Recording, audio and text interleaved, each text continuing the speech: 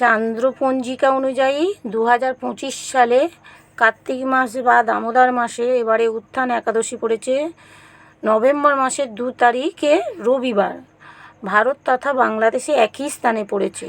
এই উত্থান একাদশীতে ভগবান শ্রী বিষ্ণু জাগরিত হয় বলে এই উত্থান একাদশীকে জাগরণী একাদশী বা উত্থান একাদশী বলে।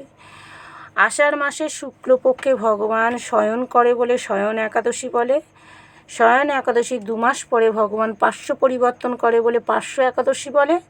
পার্শ্ব একাদশীর 2 মাস পরে ভগবান উত্থান একাদশী হয়, অর্থাৎ জাগরণ করে বলে উত্থান একাদশী বা জাগরণ একাদশী বলে।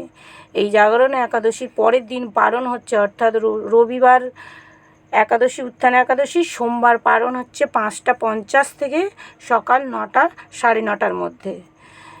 এই দিনে তোমরা বেশি বেশি করে পুজো পাঠ করবে, ভাগবত পাঠ করবে। ভগবানের কৃপায় তোমরা সবাই ভালো থাকো।